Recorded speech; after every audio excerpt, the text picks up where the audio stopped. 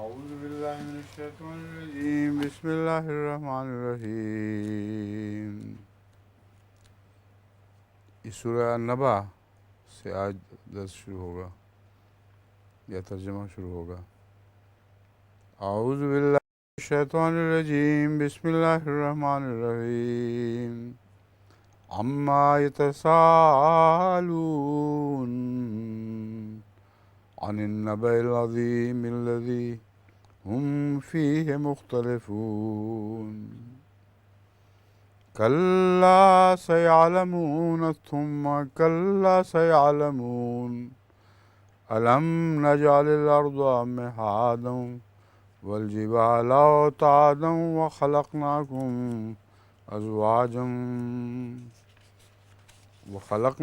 أزواجا وجعلنا نومكم سباتا وجعلنا الليل لباسا وجعلنا النهار معاشا وبنينا فوقكم سبعا شدادا وجعلنا سراجا وهاجا وأنزلنا من المعصرات ماء ثجاجا لنخرج به حبا ونباتا وجنات ألفافا. إن يوم الفصل كان ميقاتا يوم ينفخ في الصور فتأتون أفواجا وفتحت السماء فكانت أبوابا وسيرت الجبال فكانت سرابا. إن جهنم كانت مرصادا للطاغين مآبا لابثين فيها أحقابا. لا يذوقون فيها بردا ولا شرابا إلا حميما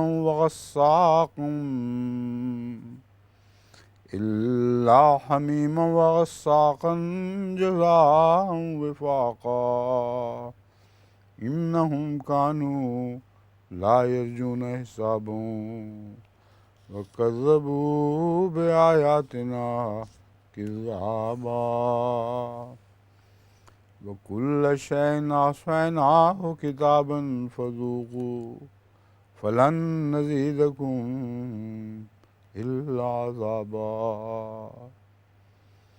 إن للمتقين مفازا حدائق وأعنابا وكواعب أترابا وكأسا دهاقا لا يسمعون فيها لغوا ولا كذابا. جزاء من ربك عطاء حساب رب السماوات والأرض وما بينهما الرحمن لا يملكون منه خطابا. يوم يقوم الروح والملائكة صفا لا يتكلمون إلا من أذن له الرحمن وقال صوابا. ذلك اليوم الحق فمن شاء اتخذ إلى ربه مآبا. إنا أنذرناكم عذابا قريبا يوم ينظر المرء ما قدمت يداه ويقول الكافر يا ليتني كنت ترابا. سورة النازعات. بسم الله الرحمن الرحيم. والنازعات غرقا والناشطات نشطا والصابحات صبحا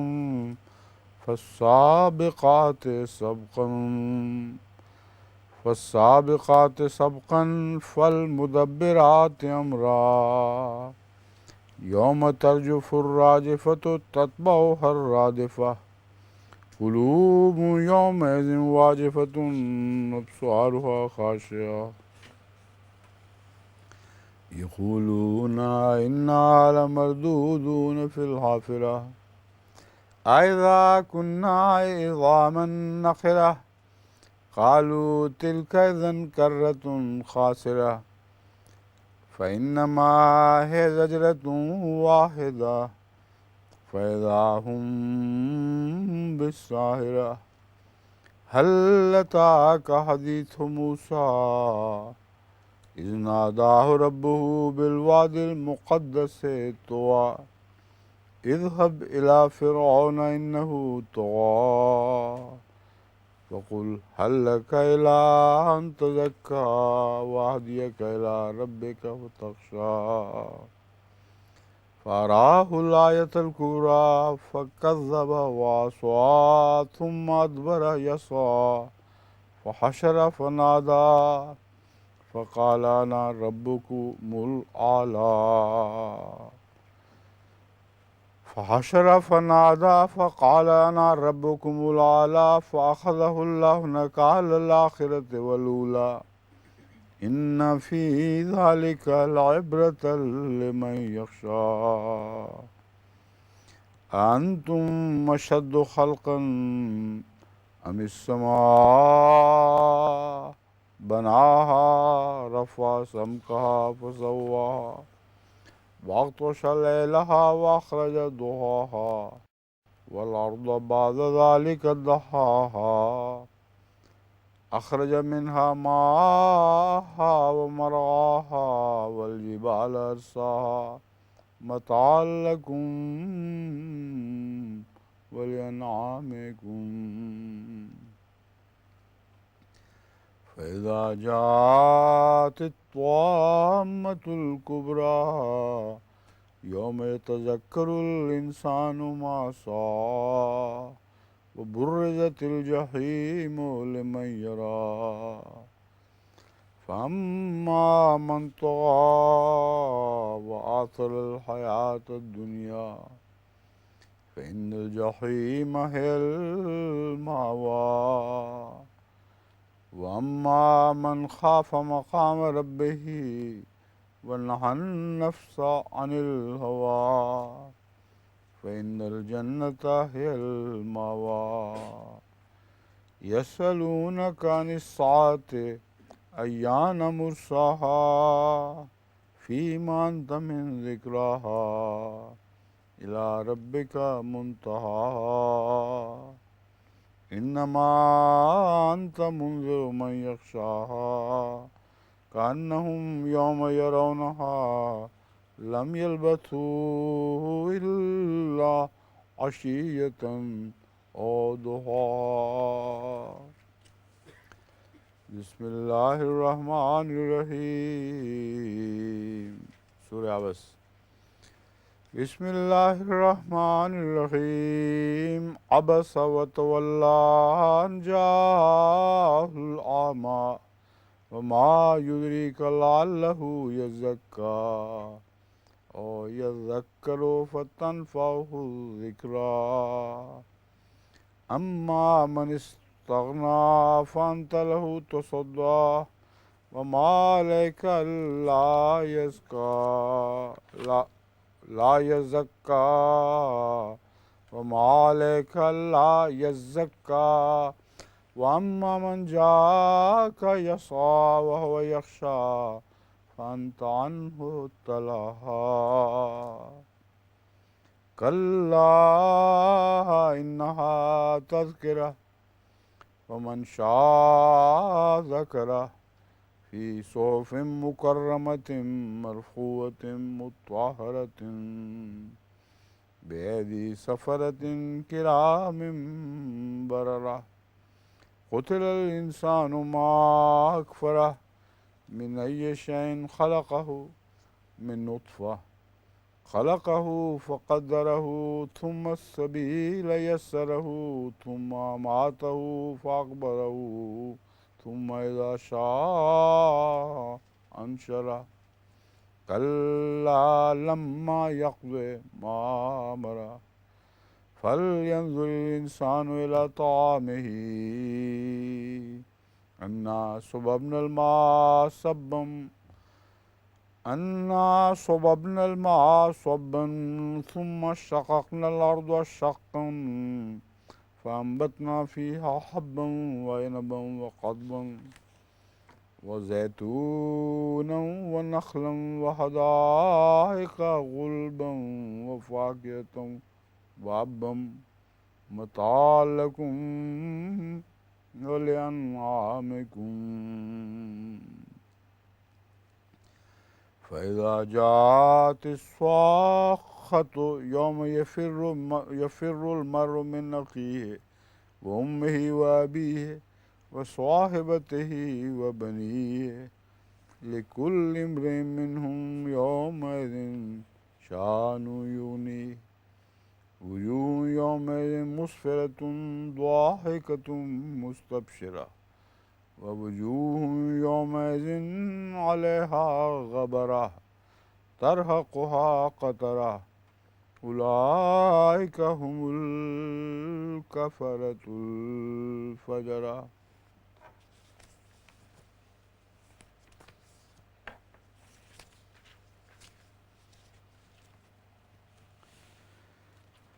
اما یتساءلون،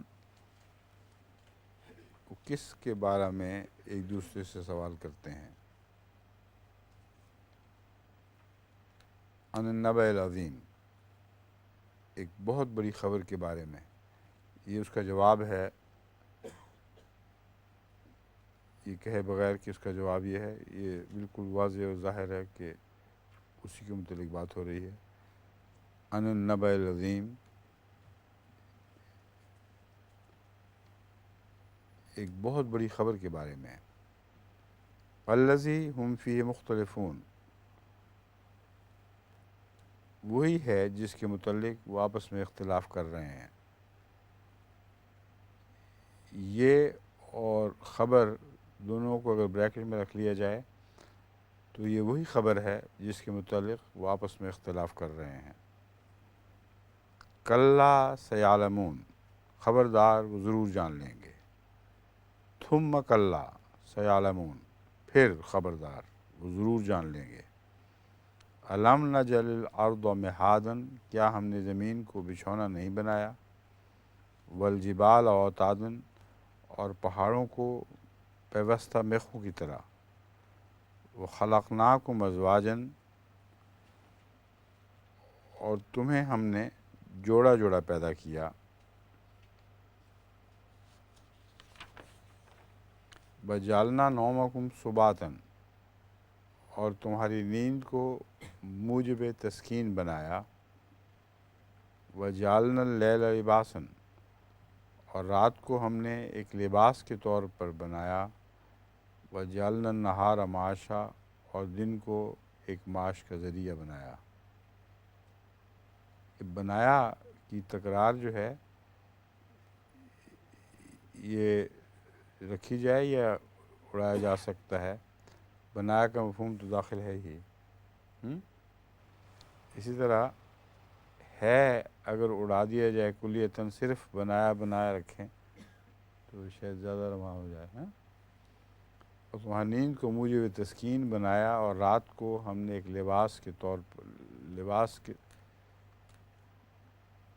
ایک لباس بنایا خالی، اور ہم نے رات کو ایک لباس کے طور پر کی ضرورت نہیں. اور تمہاری نیند کو موجب تسکین بنایا، اور رات کو ایک لباس بنایا. اور دن کو معاش کا ذریعہ، ایک معاش کا ذریعہ. آگے پھر بنایا ہے چھوڑ دیں. اور ہم نے تمہارے اوپر 7 مضبوط بریکٹ میں ہے آسمان بنائے. ظاہر میں صرف اتنا ہے، اور ہم نے تمہارے اوپر 7 مضبوط بنائے. اگر بریکٹ اڑا دیں تو پھر یہ عبارت مغلق سی ہو جاتی ہے اردو میں. اور ہم نے تمہارے اوپر 7 مضبوط بنائے. کیا مضبوط بنائے؟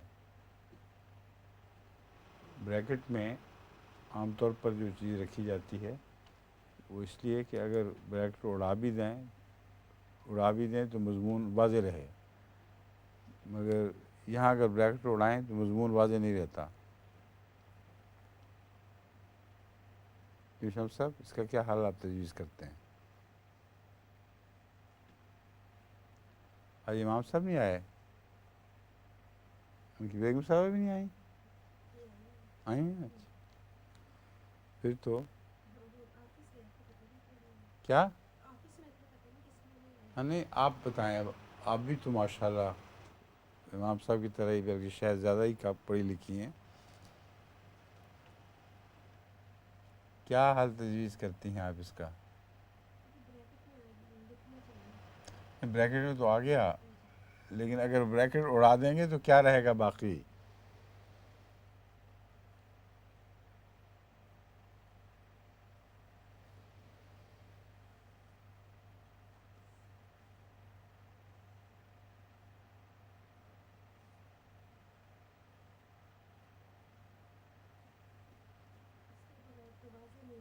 ہیں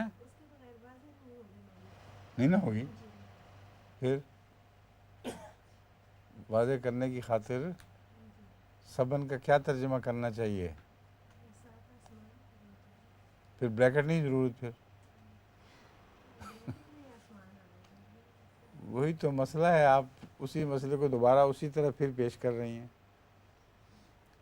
مسئلہ یہ ہے کہ اگر بریکٹ رکھی جائے تو مضمون کھولنے کی خاطر رکھی جاتی ہے، مگر بریکٹ اڑا دی جائے تو پھر بھی مضمون معنی دیتا ہے، اس معنی کو زیادہ واضح کرنے کی خاطر بریکٹ رکھی جاتی ہے۔ تو بریکٹ کی حد تک تو درست، اگر اس بریکٹ کو بالکل اڑا دیں تو پھر مضمون واضح رہتا ہی نہیں،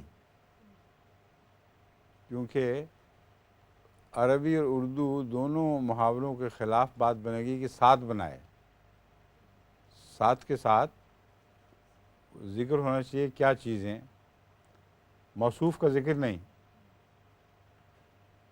وہی مسئلہ جو پہلے بھی کئی دفعہ ہمارے کمیٹی میں زیر بحث آ چکا ہے،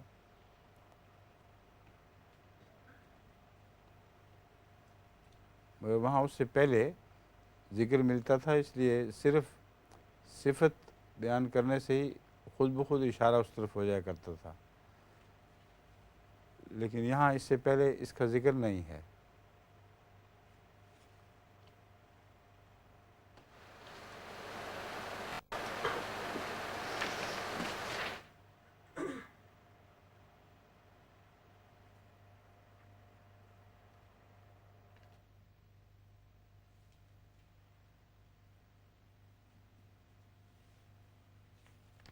کیوں جی موہن صاحب؟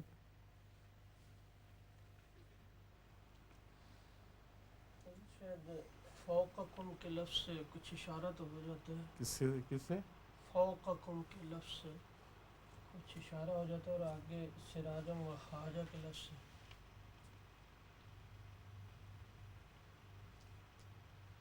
کیا اشارہ ہو جائے؟ تمہارے اوپر؟ ہمارے اوپر ساتھ بنائے تو مطلب آدمی سوچتا ہے کہ اوپر کیا ہے۔ کوئی آپ کو کہے تمہارے اوپر ساتھ بنائے تو کیا سمجھیں گے آپ؟ سیاق میں مجھے ایسے لگتا ہے کہ اس سیاق میں ایسے لگتا ہے کہ جیسے سمجھ آ جائے گی آسمان میں۔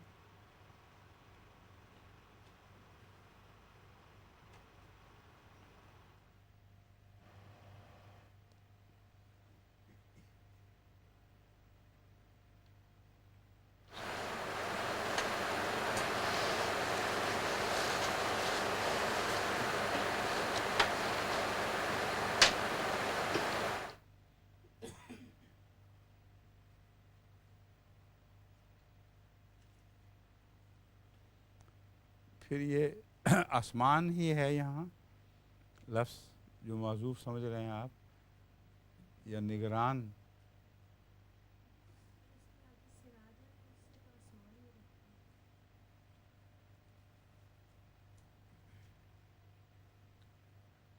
اور موسرات اسمان سجاجن سے پھر کیا مطلب بنے گا؟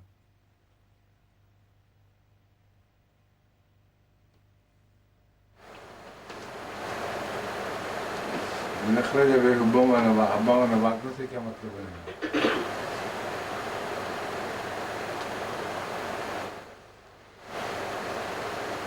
بس تمہاری بقا کی خاطر جو بنایا ہے 7 اوپر، وہ تمہاری بقا کی خاطر بنائے گئے ہیں. انہی میں آسمان میں سورج بھی آ جاتا ہے، انہی میں پہاڑ بھی آ جاتے ہیں، انہی میں بادل بھی آ جاتے ہیں.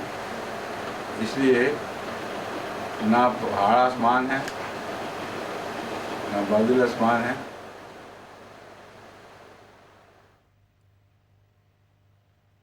جب ہم آسمان کہہ دیتے ہیں اس پہ بھی مجھے کچھ تردد ہے. آسمان کہہ کے قرآن کریم کی ان آیات کے کھلے معنی کو محدود کر دیتے ہیں کچھ. کیونکہ جو تشریح خود قرآن کریم فرما رہا ہے وہ آسمان سے حل نہیں ہوتی پوری.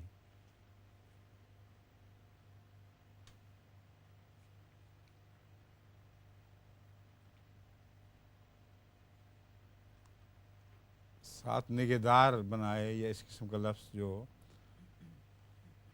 تمہارا خیال رکھنے والے 7 بنائے ہیں.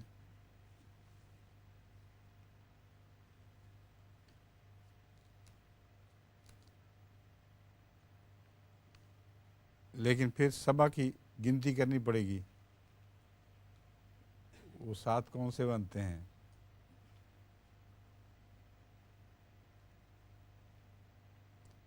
بہت سے معنی کے امکانات اس میں کھل رہے ہیں جو ترجمہ کرتے وقت مشکل ڈالتے ہیں انسان کے لیے. کیونکہ 7 آسمان سے مراد اگر واقعتاً 7 لیا جائے اور آسمان ہی مراد لیا جائے تو پھر وہ سارا نظام جو زمین کے ارد گرد 7 پردوں پر منحصر ہے. جو 7 پردے ڈالے گئے ہیں زمین کے اوپر جو میں، ان کی طرف آسمان بھی ان کو کہا جا سکتا ہے، 7 آسمان بھی کہا جا سکتا ہے. اور یہ بارش کا نظام اور یہ ساری چیزیں ان پر منحصر ہیں. اگر وہ نہ ہوں تو ریڈیشنز ہی نہیں رک سکتی. پانی اٹھ جائے تو روانہ ہی ہو جائے زمین سے، چلتا چلا جائے. تو یہ جو روکیں ہیں یہ ساری اس میں پیش نظر ہو سکتی ہیں. اس لیے 7 آسمان رکھنے میں ایک یہ فائدہ ضرور ہے کہ اگر کوئی تشریح کرنا چاہے تو وہ سمجھ سکے کہ آسمان سے کیا مراد ہے. یہاں دور کے آسمان نہیں بلکہ زمین کے اپنے آسمان، سماعت دنیا جس کو کہتے ہیں.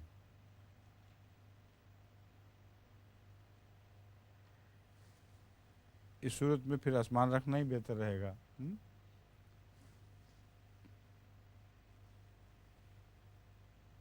پھر وہی نگہداشت کرنے والے 7 آسمان بنائے ہیں.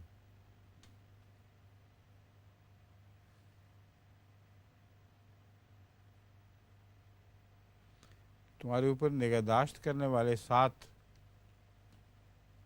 آسمان اگر بریکٹ میں پورا رکھ دیں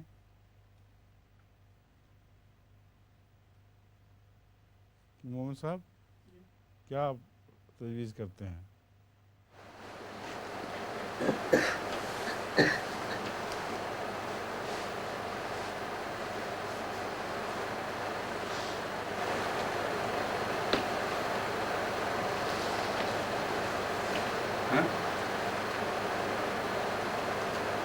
فائنلائز کر لینا اب ابھی، اس لیے جو کچھ کرنا ہے ایک دفعہ وہ غور کے بعد بتا دیں.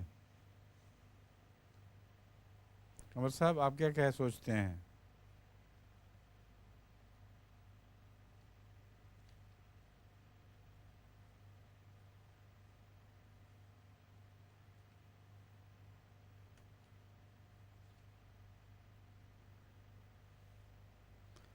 فوقکم میں وہ اوپر نگہداشت کے معنی بیچ میں داخل ہو جاتے ہیں. اصل میں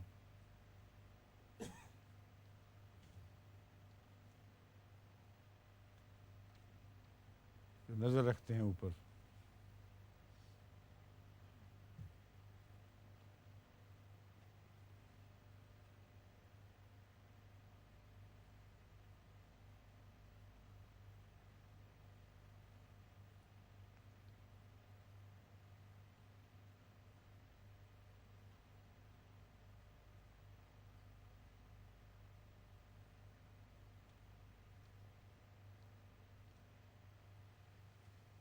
خاموش ہو گئے ہیں سارے, کچھ بول نہیں رہے.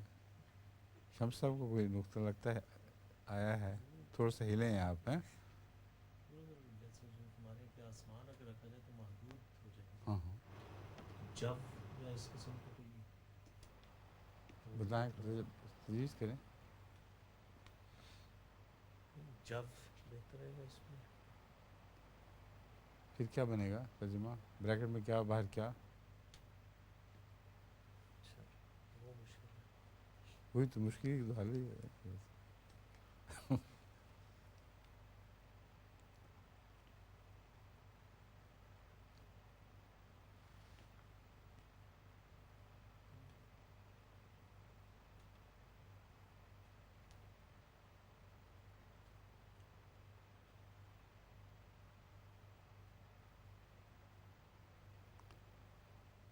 اگر یہ ممکن ہو کہ فوقکم کے مفہوم کو رکھتے ہوئے تمہاری نگہداشت کرنے والے,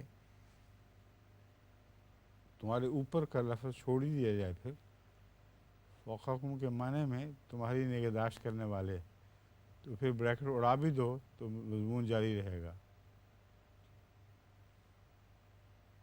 اور تمہاری نگہداشت کرنے والے 7 بنائے, جب بریکٹ میں پھر کر سکتے ہیں. آسمان بھی کر دیا جائے مگر نزدیک کے آسمان مراد ہے پھر وہاں.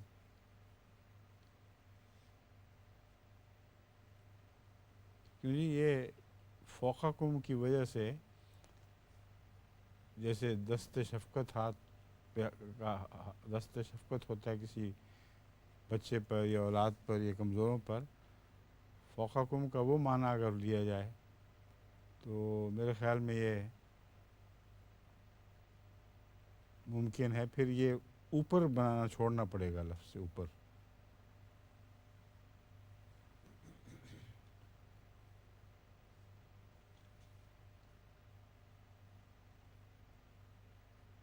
اب اس کی اس ہنٹ کے پیش نظر بتائیں کیا ترجمہ بن سکتا ہے.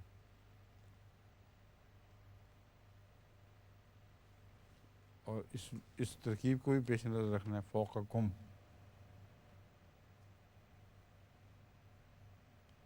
سرپرست, تمہارے سرپرست فوقکم ممکن ہے.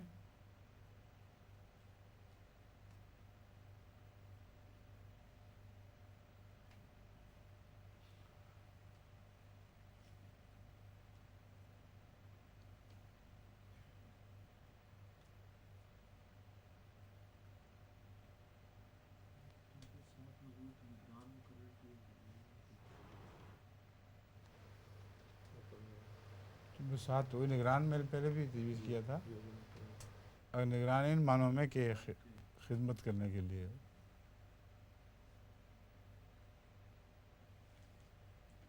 مضبوط کی کیا ضرورت ہے پھر, شداد. ہاں شداد کا ترجمہ ٹھیک ہے.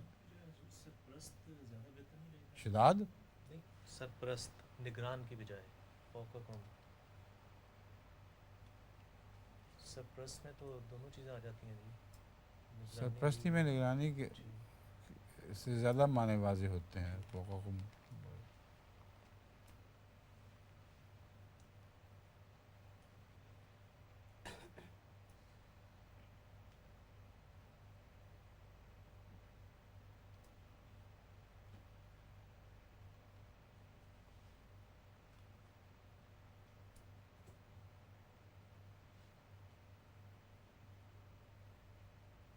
اگر اس طرح کریں, تم پر نگاہ رکھنے والے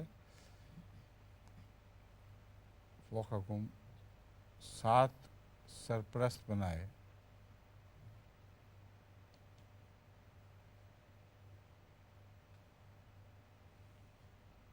ہوتا تو ہے, پر اس کو جب گرامر کے لحاظ سے جو ظاہر الفاظ ہیں ان کی مطابقت دینی ہو تو کیسے دی جائے گی, یہ ہے ساری مشکل.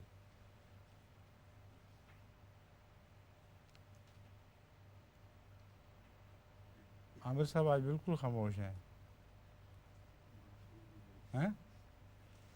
کیا اس کو سرے دست چھوڑ نہ دیں, غور کر لیں دوبارہ.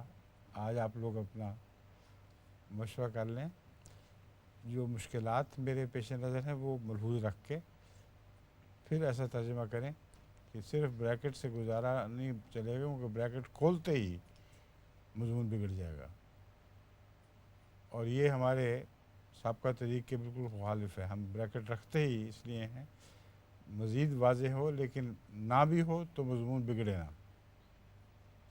سمجھیں؟ ٹھیک ہے، آگے چلتے ہیں. لنخرج به حبا و نباتا نہ وانزلنا من المعصرات ماء ثجاجا، وہاں سے شروع ہونا ہے. ٹھیک ہے، ابھی ہو تو چکا تھا آسمان سورج کی بات. وجعلنا سراجا وہاجا، اور ہم نے ایک تیز چمکتا ہوا چراغ بنایا. وانزلنا من المعصرات ماء ثجاجا، اور ہم نے لبریز بادلوں سے موسلادھار پانی برسایا. لنخرج به حبا و نباتا، تاکہ ہم اس سے اناج اور نباتات اگائیں. وجنات الفافا، اور گھنے باغات. ان یوم الفصل کان میقاتا، یقیناً فیصلے کے دن کا ایک مقرر وقت ہے. ایک وقت مقرر ہے یا ایک مقرر وقت ہے؟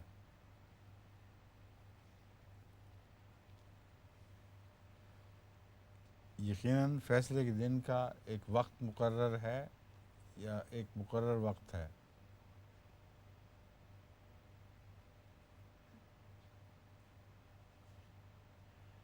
کہ وہ فیصلے کا دن ایک مقرر وقت ہے. ان یوم الفصل کان میقاتا، کا لفظ پھر نہیں ہوگا نا پھر.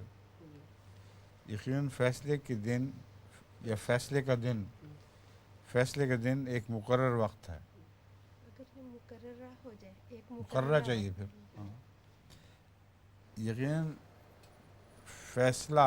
فیصلے کا دن ایک مقررہ وقت ہے، یہ کر لیں. یوم، جس دن یوم ینفخ فی الصور، جس دن سور میں پھونکا جائے گا. فتاتون افواجن، اور تم فوج در فوج آؤ گے. وفتحت السماء فکانت ابوابا، اور آسمان کھول دیا جائے گا اور وہ کئی دروازوں والا ہوگا. وسیرت الجبال فکانت سرابا، اور پہاڑ چلائے جائیں گے اور وہ نشیب کی طرف متحرک ہو جائیں گے. مفردات نے سرابا کے لفظ کے نیچے یہ لکھا کہ نشیب کی طرف متحرک ہونے کو سراب کہتے ہیں. ٹیل اوپر سے بھر بھر کی چیزیں نیچے آ رہی ہوں. سیرت الجبال فکانت سرابا، ان جہنم کانت مرصادا، یقیناً دوزخ گھات میں ہے. للطاغین مآبا، سرکشوں کے لیے لوٹ کر جانے کی جگہ. فکانت ابوابا سے کیا مراد ہے؟ کیا؟ فکانت ابوابا، آسمان کھول دیا جائے گا اور وہ کئی دروازوں والا ہو جائے گا. آسمان کے دروازے جو ہیں وہ برسائیں گے کئی قسم کی چیزیں. بند آسمان سے خبریں نہیں آ سکتی.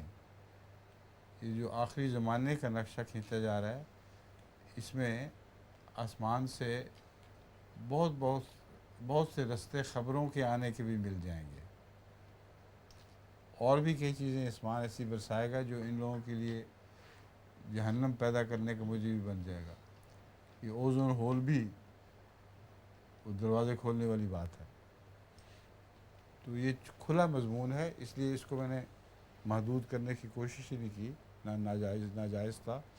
کھلا رہنے دیا جائے تو اس کے اندر بہت سے تفسیری امکانات روشن رہیں گے. ٹھیک ہے.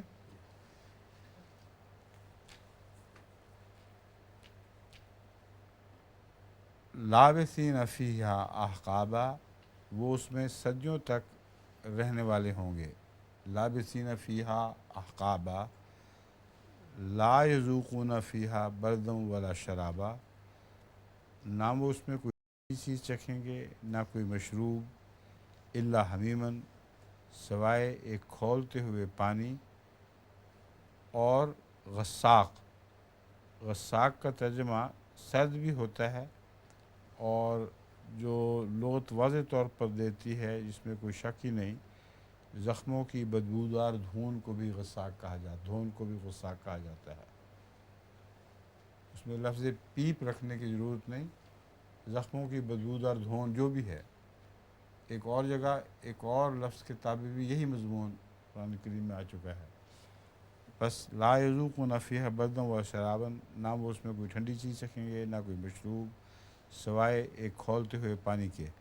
حمیم میں اگرچہ لفظ پانی کا بظاہر ذکر نہیں ہے، مگر تمام لغت کی کتابیں حمیم میں گرم پانی ہی کا ذکر کرتی ہیں۔ حمیم کے لفظ کے اندر پانی کا مفہوم داخل ہے، سوائے ایک کھولتے ہوئے پانی اور زخموں کی بدبودار دھون کے۔ جزام وفاقہ، یہ ایک مناسب حال جزا ہے۔ انہم کانوا لا یرجون حسابا، وہ ہرگز کسی حساب کی توقع نہیں رکھتے تھے۔ وکذبوا بآیاتنا کذابا، اور انہیں ہماری آیات کو سختی سے جھٹلا دیا تھا۔ وکل شیء احصیناہ کتابا، اور ہر چیز کو ہم نے ایک کتاب کی صورت میں محفوظ کر رکھا ہے۔ فذوقوا فلن نزیدکم الا عذابا، تو چکھو بس ہم ہرگز تمہیں عذاب کے سوا کسی اور چیز میں نہیں بڑھائیں گے۔ ان للمتقین مفازا، یقیناً متقیوں کے لیے ایک بہت بڑی کامیابی ہے۔ حدائق و اعنابا، باغات ہیں اور انگوروں کی بیلیں۔ وکواعب اترابا، اور ہم عمر دوشیزائیں۔ وکاسن دہاقا، اور چھلکتے ہوئے پیالے۔ لا یسمعون فیہا لغوا ولا کذابا، نہ وہ اس میں کوئی لغو سنیں گے اور نہ کوئی ادنیٰ سا جھوٹ۔ جزام بربک عطان حساب رب السماوات والارض، تیرے رب کی طرف سے ایک جزا ہے، ایک جچت الانعام، عطان حسابہ، ایک جچت الانعام۔ رب السماوات والارض، آسمانوں اور زمین اور ہر اس چیز کے رب کی طرف سے، وما بینہ، اور جو ان دونوں کے درمیان ہے۔ آسمانوں اور زمین اور ہر اس چیز کے رب کی طرف سے جو ان دونوں کے درمیان ہے، یعنی رحمان کی طرف سے۔ ما بینہما الرحمن ہے، یعنی رحمان کی طرف سے۔ لا یملکون منہ خطابہ، وہ اس سے کسی کلام کا اختیار نہیں رکھیں گے۔ یوم یقوم الروح والملائکۃ صفا، جس دن روح القدس اور فرشتے صف بصف کھڑے ہوں گے۔ لا یتکلمون الا من اذن لہ الرحمن وقال صوابا، وہ کلام نہیں کریں گے سوائے اس کے جسے رحمان اجازت دے گا اور وہ درست بات کہے گا۔ ذالک الیوم الحق، وہ برحق دن ہے۔ فمن شاء اتخذ الی ربہ مآبا، بس جو چاہے اپنے رب کی طرف لوٹنے کی جگہ بنائے۔ انا انذرناکم عذابا قریبا، یقیناً ہم نے تمہیں ایک قریب کے عذاب سے متنبع کر دیا ہے۔ ینظر المرء ما قدمت یداہ، یوم ینظر المرء ما قدمت یداہ، جس دن انسان وہ دیکھ لے گا جو اس کے دونوں ہاتھوں نے آگے بھیجا۔ ویقول الکافر یا لیتنی کنت ترابا، اور کافر کہے گا اے کاش میں خاک ہو چکا ہوتا۔ سورہ النازعات۔ اللہ کے نام کے ساتھ جو بے پناہ رحم کرنے والا، بن مانگے دینے والا اور بار بار رحم کرنے والا ہے۔ والنازعات غرقاً، قسم ہے ڈوب کر کھینچنے والیوں کی۔ غرقاً جو ایک حالت ہے، ڈوب کر سے وہ ظاہر ہو جاتا ہے لفظ، وہ بات کھل جاتی ہے۔ اور قسم ہے ڈوب کر کھینچنے والیوں کی، لیکن اس کے ساتھ ہی ایک مضمون دوسرا بھی ہے جو اس کے ساتھ ہی شامل ہے، اور وہ دونوں آنے چاہیے، اس لیے وہ بریکٹ میں رکھ دیں بے شک، ورنہ ترجمہ دوسرا یہ بنتا ہے قسم ہے ڈبونے کی خاطر کھینچنے والیوں کی. والنازعات غرقاً، اس لیے کھینچتی ہیں کہ ڈبو دیں، اور ڈوب کر کھینچتی ہیں. تو دونوں مضامین بیک وقت چلتے ہیں. قسم ہے ڈوب کر کھینچنے والیوں کی یا ڈبونے کی خاطر کھینچنے والیوں کی. یا آپ نے ڈبونے کی خاطر لکھنا بھول گئے تھے.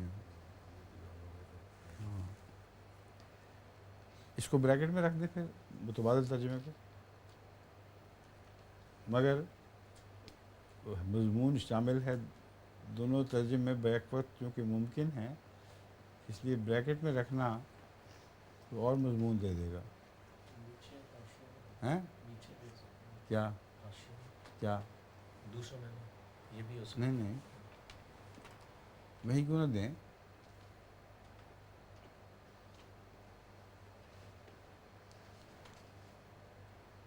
بریکٹ میں اگر رکھنا ہے تو وہ بریکٹ کی وجہ نیچے دی جا سکتی ہے، مگر وہ بھی بات نہیں بنتی. اگر کھلا رہنے دیں تو یوں بنے گا قسم ہے ڈوب کر کھینچنے والیوں کی یا ڈبونے کی خاطر کھینچنے والیوں کی.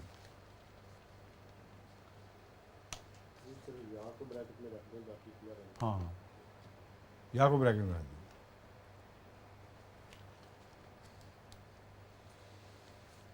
یا ہے بھی نہیں یہاں. ہاں ہاں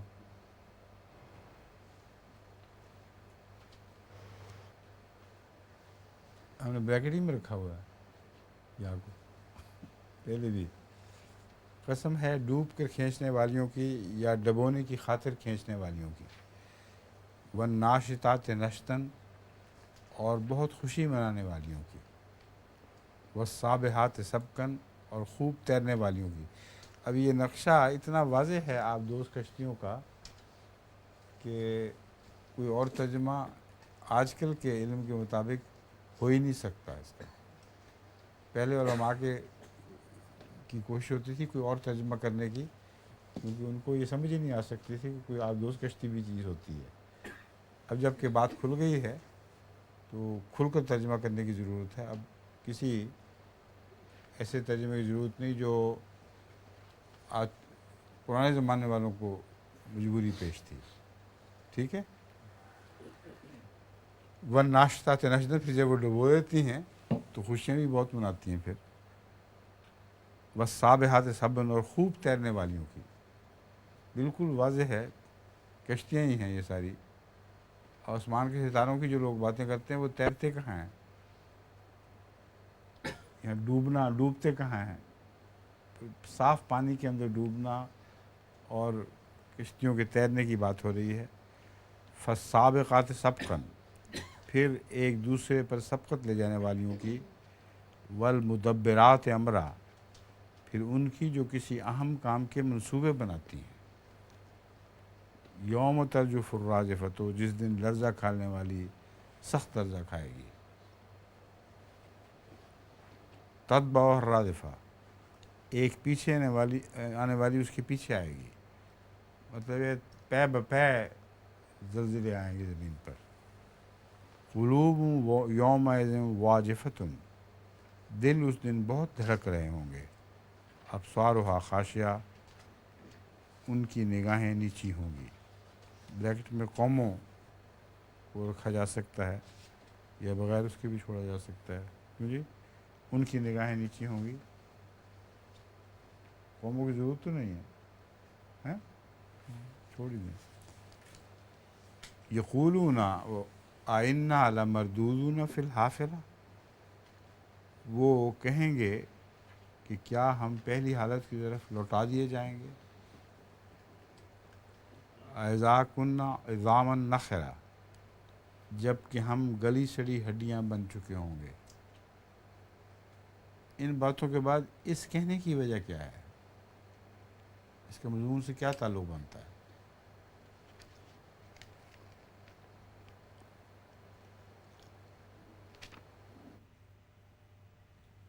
ایک تعلق تو یہ بنتا ہے کہ جہاں یہ پیشگوئیاں کی گئی تھیں قیامت کی، ہر جگہ وہاں دنیا کے تغیرات کی پیشگوئیاں بھی موجود تھیں، اور اس کی بنیادی وجہ یہی ہے کہ یہ پوری ہو گئیں تو وہ بھی پوری ہوں گی۔ تو جب وہ اپنی آنکھوں سے ان چیزوں کو پورا ہوتے دیکھ لیں گے تو بے اختیار دل سے پھر یہ سوال بھی اٹھے گا، کیا واقعتاً اب اس کے سوا چارہ نہیں سمجھنے کے سوا کہ اب ہم دوبارہ اٹھائے جائیں گے، اور ہڈیاں جب ہو جائیں گی تو پھر ہم اٹھا دیے جائیں گے۔ تو یہ ایک ایسا تعجب ہے جس میں وہ تسلیم شامل ہے، کیا ہم پہلی حالت کی طرف لوٹا دیے جائیں گے؟ وَإِذَا كُنَّا عِظَامًا نَخِرَةً، جب کہ ہم گلی سڑی ہڈیاں بن چکے ہوں گے۔ قَالُوا تِلْكَ إِذًا كَرَّةٌ خَاسِرَةٌ، وہ کہیں گے تب تو یہ لوٹ کر جانا بہت گھاٹے کا ہوگا، اس لیے کہ ہم نے اعمال تو اچھے کیے نہیں، بدعمالیوں میں زندگی گزار دی، یہاں تک کہ عذاب نے ہمیں آ پکڑا۔ تو اس کا طبی نتیجہ یہی نکلتا ہے، اور یہی وہ نکالیں گے۔ فَإِنَّمَا هِيَ زَجْرَةٌ وَاحِدَةٌ، پس سنو کہ یہ تو یقیناً محض ایک بڑی ڈانٹ ہوگی، یا ڈانٹ ہے۔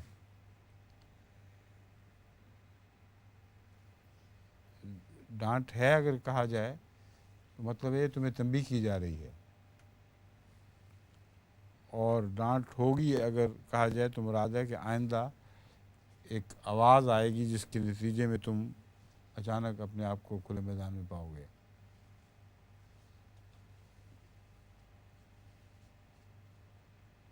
پہلے مضمون کا تعلق پہلی بات سے ہے، اور ہوگی رکھ دیا جائے تو جو بعد میں پیش آنے والا عظیم حشر ہے اس کی طرف اشارہ ہو جاتا ہے۔ سیرس تو میں نے ہوگی رکھا ہوا ہے اسی لیے۔ بس سنو کہ یہ تو محض ایک ڈانٹ ہوگی، یعنی کیسے تم واپس جاؤ گے، کیسے گڑی سڑی ہڈیاں اٹھائی جائیں گی۔ فَإِنَّمَا هِيَ زَجْرَةٌ وَاحِدَةٌ فَإِذَا هُمْ بِالسَّاہرَةِ، تب وہ اچانک کھلے میدان میں ہوں گے۔ هَلْ أَتَاكَ حَدِيثُ موسیٰ، کیا تیرے پاس موسیٰ کی خبر آئی ہے؟ اِذْ نَادَاهُ رَبُّهُ بِالْوَادِ الْمُقَدَّسِ طُوًى، جب اس کے رب نے اسے مقدس وادی طوا میں پکارا۔ اذهب إلى فرعون إنه طغى، کہ فرعون کی طرف جا، یقیناً اس نے سرکشی کی ہے۔ وقل هل لك إلى أن تزكى، بس پوچھ کیا تیرے لیے ممکن ہے کہ تو پاکیزگی اختیار کرے۔ یہ موسیٰ کا ذکر کیوں شروع ہو گیا اچانک؟ ہیں؟ نہیں کیوں جناب علماء کرام؟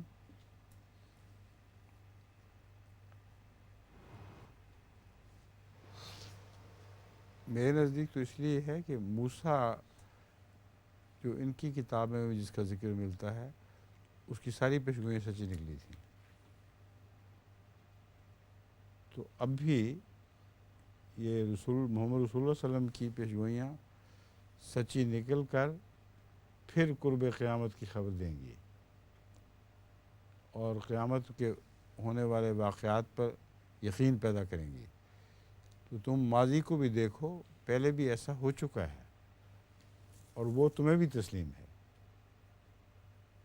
کہ موسیٰ نے جو خبریں دی تھیں وہ دیکھو ساری پوری ہوئی کہ نہیں۔ جس خدا نے موسیٰ کو خبریں دیں اور وہ پوری کر دیں، اب حضرت محمد صلی اللہ علیہ وسلم کی خبریں وہی خدا دے رہا ہے۔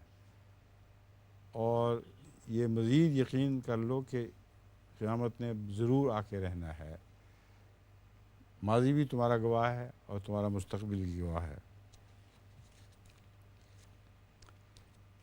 اب وہ موسیٰ کی نے کیا کہا، کیا کچھ گزرا اس وقت۔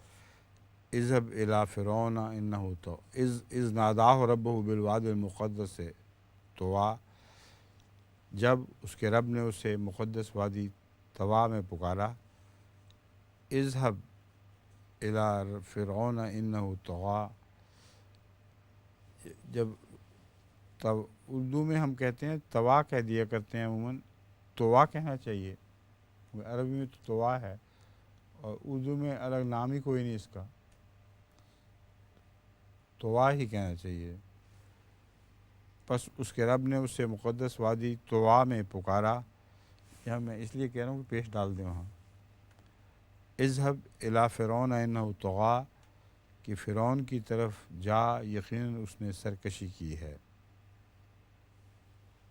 کے بریکٹ میں ہے پہلے مضمون کے تسلسل کے قیام کے لیے۔ فقل حل لک الی ان تزکی، بس پوچھ کیا تیرے لیے ممکن ہے کہ تو پاکیزگی اختیار کرے، وَأَهْدِيَكَ إِلَىٰ رَبِّكَ فَتَخْشَىٰ، اور میں تجھے تیرے رب کی طرف ہدایت دوں تاکہ تو ڈرے۔ فَأَرَاهُ الْآيَةَ الْكُبْرىٰ، پھر اس نے اسے ایک بہت بڑا نشان دکھایا۔ فَكَذَّبَ وَعَصَىٰ، تو اس نے جھٹلا دیا اور نافرمانی کی۔ ثُمَّ أَدْبَرَ يَسْعَىٰ، پھر جلدی کرتے ہوئے پیٹھ پھیر لی۔ فَحَشَرَ فَنَادَىٰ، پھر اس نے اکٹھا کیا اور پکارا۔ فقال انا ربکم الاعلی، پس کہا کہ میں ہی تمہارا رب اعلیٰ ہوں۔ فاخذہ اللہ نکال الآخرۃ والاولی، بس اللہ نے اسے آخرت اور دنیا کی ایک عبرتناک سزا کے ساتھ پکڑ لیا۔ فاخذہ اللہ نکال الآخرۃ والاولی، یہاں اسی آخرت کا ذکر ہے جس کا پہلے ذکر گزر چکا ہے، کہ وہ ساری باتیں جب پوری ہو گئیں اور وہ پکڑا گیا تو جس آخرت سے وہ ڈرانے کے لیے آیا تھا وہ ثابت ہو گیا کہ وہ آخرت بھی ضرور آنے والی ہے۔ تو اب اس پہ تعجب کس بات کا ہے تمہیں؟ کوئی تعجب کا حق نہیں رہا۔ ان فی ذلک لعبرۃ لمن یخشیٰ، یقین اس میں اس کے لیے ضرور ایک بڑی عبرت ہے جو ڈرتا ہے۔ انتم اشد خلقا ام السماء بناہا، کیا تم خلقت میں زیادہ سخت ہو یا آسمان جسے اس نے بنایا ہے۔ رفع سمکہا فسواہا، اس کی رفت کو اس نے بلند کیا پھر اسے ٹھیک ٹھاک کیا۔ رفت کو بلند کیا ایک بظاہر ایک اجنبی محاورہ لگتا ہے، رفت کہتے ہی بلندی کو ہیں، مگر رفت کا تصور الگ الگ ہوتا ہے۔ یہاں زور ہے کہ تم جس کو رفت سمجھ رہے ہو پورا نہیں سمجھ سکتے، بہت بلندی ہے اس کی۔ آج کل جو بلندی کا تصور اٹھا ہے، نکلا ہے سائنس کی روح سے، اس کا کروڑواں حصہ بھی پرانے لوگوں کے علم میں نہیں تھا۔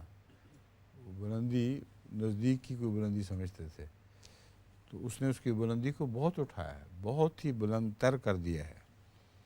وَأَغْطَشَ لَيْلَهَا وَأَخْرَجَ ضُحَاهَا، اور اس کی رات کو ڈھانپ دیا اور اس کی صبح کو نکالا۔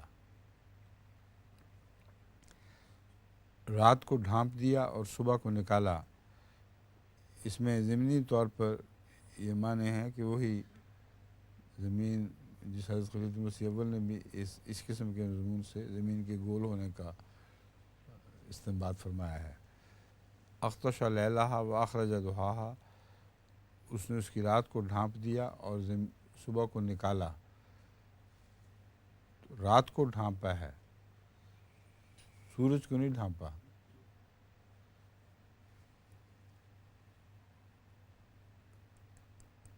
رات کو ڈھانپنا کئی زیادہ معنی رکھتا ہے اس کی نسبت اگر یہ کہہ دیا جائے کہ سورج کو ڈبو دیا، مطلب ہے آپ باری باری بدلتی رہتی ہیں دن اور رات۔ رات کو ڈھانپ دیا، صبح کو نکالا۔ والارض بعد ذلک دحاہا، اور زمین کو اس کے بعد ہموار بنا دیا۔ یہاں اغطش لیلہا کہ جس مضمون کی طرف حضرت خلیفۃ المسیح اول نے اشارہ نہیں کیا بلکہ کھول کر بیان کیا ہے، وہ یہ ہے کہ ایک جگہ کے لیے مراد ہے۔ یہاں زمین کے ایک حصے میں رات کو ڈھانپا گیا ہے اور دن کو کھول دیا گیا ہے، اور دوسرے حصے میں دن کھولا گیا ہے اور رات کو ڈھانپا گیا ہے۔ تو اگر یہ سارے عالم کو خطاب ہو تو بیک وقت دونوں دنیاؤں کو یہ خطاب ان معنوں میں ہو جائے، کسی جگہ رات ڈھانپی جا رہی ہے، کسی جگہ دن نکالا جا رہا ہے۔ والارض بعد ذلک دحاہا، اور زمین کو اس کے بعد ہموار بنا دیا۔ کس کے بعد؟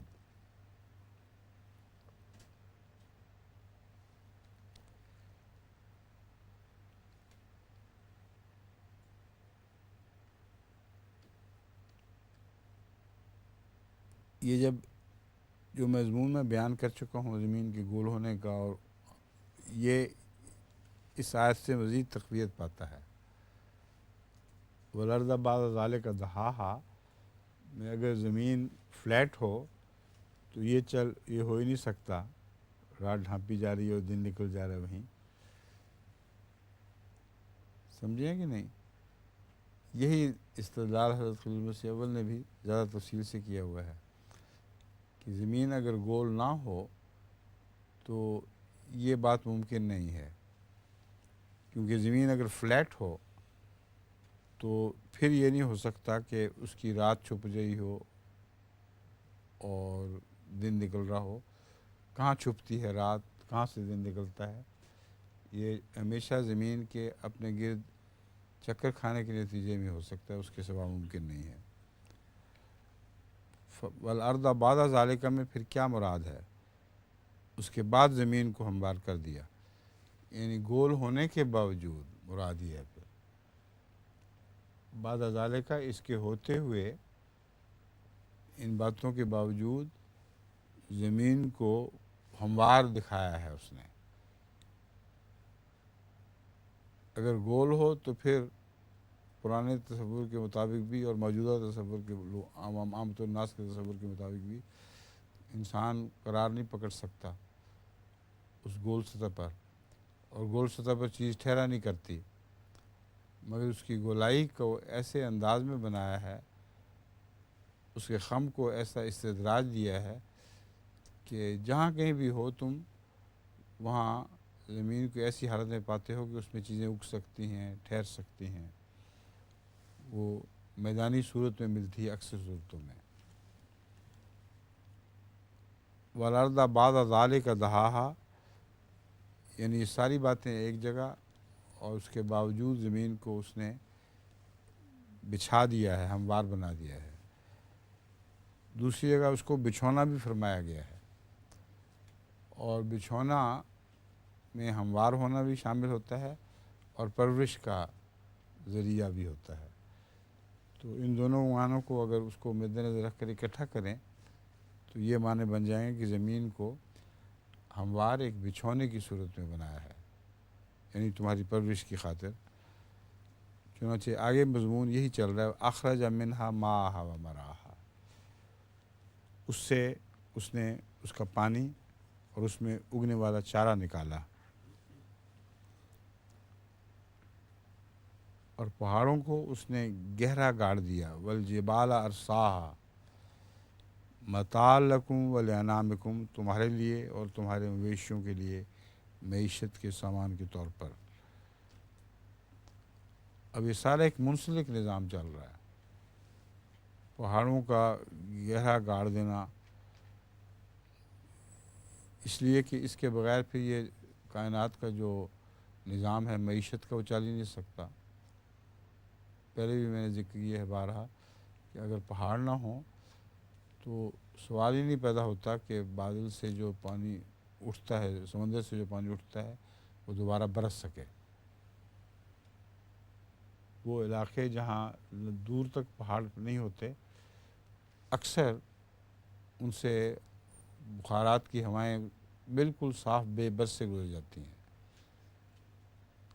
اور جب برستی ہیں تو اس وقت جب اتنی زیادہ ہوں کہ کسی پہاڑ کی روک سے رک کر جمع ہوتے ہوتے وہ کیفیت پیدا کر دیں جو پہاڑ کے قرب میں ہواؤں کی ہوتی ہے۔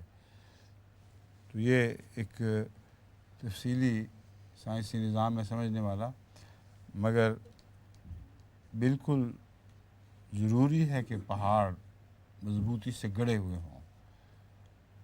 اگر پہاڑ مضبوطی سے گڑے ہوئے نہ ہوں تو یہ ہو نہیں سکتا. اور مضبوطی سے گڑے ہوئے ہونے کا اشارہ کیوں ہے؟ اگر زمین گھوم رہی ہوگی جیسا کہ ان باتوں میں آیات میں مضمر ہے تو پہاڑوں کا مضبوطی سے گڑا ہونا بھی ایک طبی بات ہے. ورنہ جو چیز الٹ پھلٹ کرتی ہے بار بار دوسری طرف جاتی ہے وہ اکھڑ جائے گی. اور یہی مضمون قرآن کریم میں دوسری جگہ کھولا بھی ہوا ہے. پہاڑوں کو تم گھومتے ہوئے دیکھتے ہو مگر اکھڑتے نہیں، مضبوطی سے قائم ہے اس کے باوجود. متاع لکم ولانعامکم، تمہارے لیے اور تمہارے مویشیوں کے لیے معیشت کے سامان کے طور پر.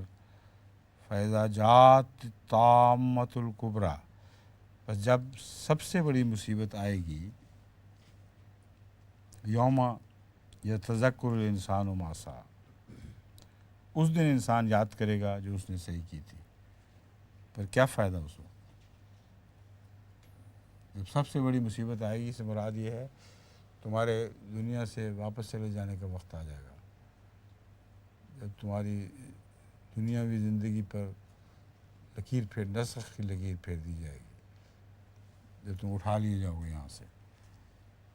یوم یتذکر الانسان ما سعی، اس دن انسان یاد کرے گا جو اس نے صحیح کی تھی.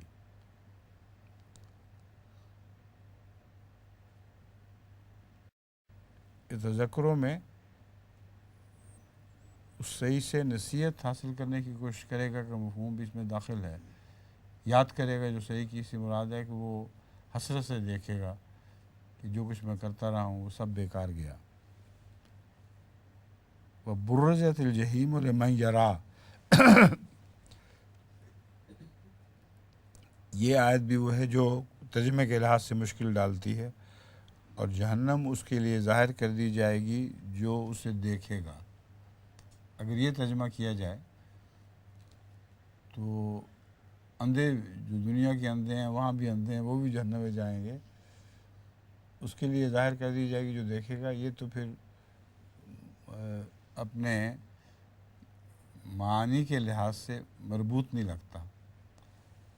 لیکن یرا کا ایک معنی ہوتا ہے تصور کرنا کسی چیز کا، عقل کی آنکھ سے دیکھنا.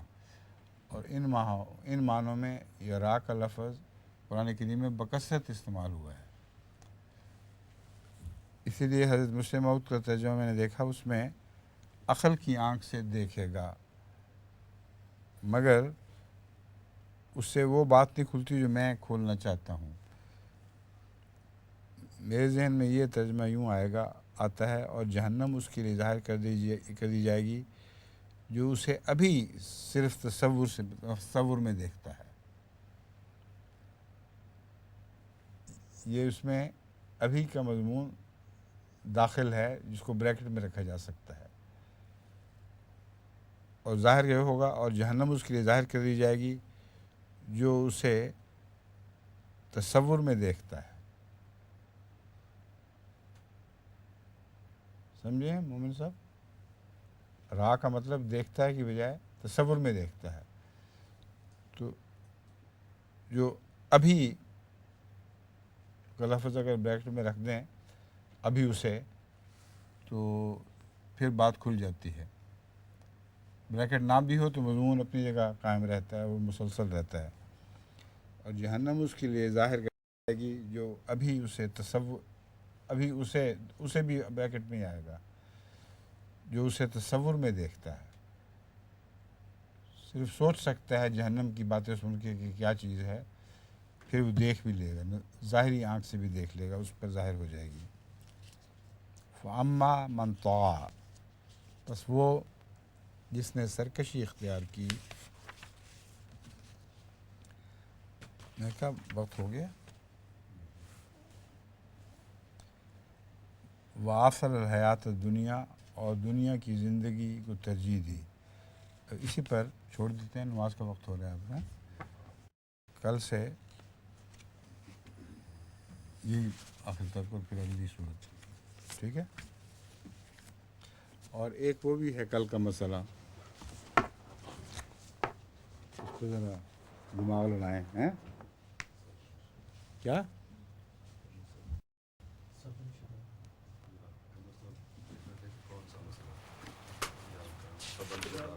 ہاں ہاں صبر سے زیادہ ہونا